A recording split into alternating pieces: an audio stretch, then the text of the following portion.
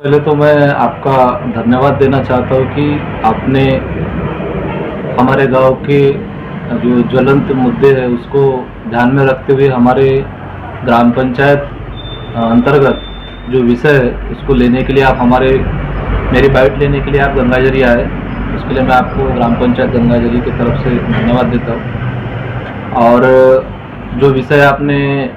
पूछे कि जो पिछले कुछ दिनों पहले एमआरजीएस के कामों में हमारे क्षेत्र के एमआरजीएस के जो जेई है सुनील जी पारसी, इन्होंने जो भ्रष्टाचार के मामले में जो अति कर दिए थे, लोगों से हर काम के पीछे पैसे लेना और उनको जो पैसे नहीं देते उनको बार बार घुमाना, पैसे लेके रोजी बढ़ाना, पैसे नहीं दिए तो रोजी अकुशल कामों की कम कर देना, कोठों के पीछे जो बुरांचा कोठा है यानी कोठा बांधकाम है उसको एस्टिमेट तैयार नहीं करना, जिसके एस्टिमेट तैयार हो गए उनके मास्टर नहीं निकालना, ये सारी चीज़ें होती थी। और उसको मैं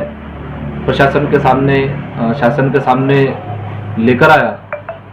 और हमारे तालुका के बीडीओ आदरणीय आनंदराव पिंगड़े साहब, इनने उनको कार्रवाई करते हुए उनको सस्पेंड किए हैं और ऑफिस जमा कर 28 फरवरी 2024 को उनको नोटिस से हमको जो माहिती दी है सर ने, उनको अभी ऑफिस जमा किए हुए हैं और उनकी चौकसी करवाने के आदेश भी दिए हैं। अब वो चौकसी के बाद में फिर उनमें कितना दोषी पाया जाता है और क्या होता है ये अब आगे पता चलेगा। अभी तो आचार संहिता का पीरियड है, लोकसभा के इलेक्शन लगे हैं, तो अभी हम उस विषय को अपन ने अभी इतना ध्यान नहीं दिए।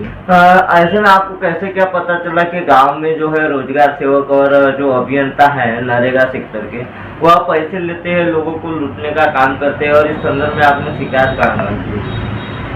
शिकायत यानी वही लोग सरपंच बोले तो गांव में जब उन पर ग्राम पंचायत चलाना यानी जो ग्राउंड लेवल के जो काम है वो सबसे पहले सरपंच मेंबर को ही पता चलते हैं। हमारे देश में संविधान के कलम 40 अनुसार ग्राम पंचायत की स्थापना हुई है और ग्राम पंचायत की स्थापना के बाद स्वर्गवासी राजीव गांधी जी, इनके विचारों से जो 73वीं जो घटना दुरुस्ती हुई है, उस घटना दुरुस्ती के बाद से जो पंचायती राज को जो सशक्त जो अधिकार प्राप्त हुए हैं, उस अधिकार से ग्राम सभा के माध्यम से गांव के हर गरीब से गरीब जनता तक, गरीब से गरीब व्यक्ति तक शासन की पूरी योजनाओं का क्रियान्वयन हो, उनका पूरा फायदा दिया जाए, इसीलिए पंचायत है। और जिसके लिए मनमोहन सिंह जी ने मनरेगा, महात्मा गांधी राष्ट्रीय ग्रामीण हमी योजना जो केंद्र सरकार ने लाई थी, उसके माध्यम से कि हर भारत में जितने भी गरीब जनता है उनको उनके गांव में, उनके क्षेत्र में ही उनको रोजगार उपलब्ध हो, उससे उनकी रोजी रोटी चले और उनकी आर्थिक उन्नति हो, और उसके माध्यम से ही देश महाशक्ति बन सकता है, जब तक कि अपने देश का हर नागरिक मजबूत नहीं होगा। क्या लग रहा है आपको, जैसे कि आपके गांव में नरेगा सेक्टर के अभियंता ने ऐसा किया है या बाकी जैसे कि उन्हें बीट रहता है, बीट वाइज ग्रामीण क्षेत्र रहते हैं, सभी गांव में चौकसी होना चाहिए? हाँ, हर गांव में चौकसी होना चाहिए। जिस गांव में सरपंच के तरफ या ग्राम पंचायत के तरफ सदस्यों के तरफ ऐसी कई कंप्लेंट आती है, तो कंप्लेंट के ऊपर में सरपंच का और वहाँ के जो लोकल बॉडी है उनका काम है उस चीज़ों के ऊपर ध्यान देकर उस पर ये करना। जिस तरह से मेरे पास ऐसी कंप्लेंट आती, चाहे कोई भी डिपार्टमेंट हो या कोई भी समस्या हो, मैं उसके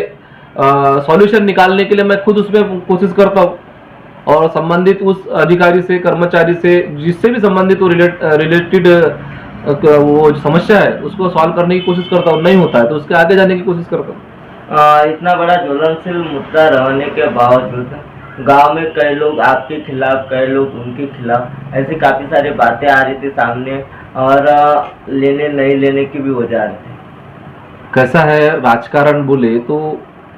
पक्ष विपक्ष रहता ही है। हम कितना भी अच्छा काम करें, मैं ये नहीं बोलता कि मैं कितना भी अच्छा काम करूं, कुछ लोग जो व्यक्तिगत खिलाफ में या व्यक्तिगत विचारों से नहीं पड़ते तो वो विरोध करते हैं, उसमें हम किसी की सोच को बदल नहीं सकते। हमको सिर्फ जिस जवाबदारी से जनता ने मेरे को सरपंच इस नाते, इस गांव का सरपंच इस नाते मुझे 12 फरवरी 2021 से जो जवाबदारी मिली है, मैं निरंतर आत्मसमर्पण भाव से और गांव की सेवा ही मेरा धर्म समझकर मैं काम कर रहा हूँ। और आने वाले अगले 2 सालों तक, जब तक मेरे पास इस पद की जवाबदारी है, मैं पूरी गरिमा के साथ में सरपंच पद पे रहते हुए अपना पूरा काम करते रहूँगा।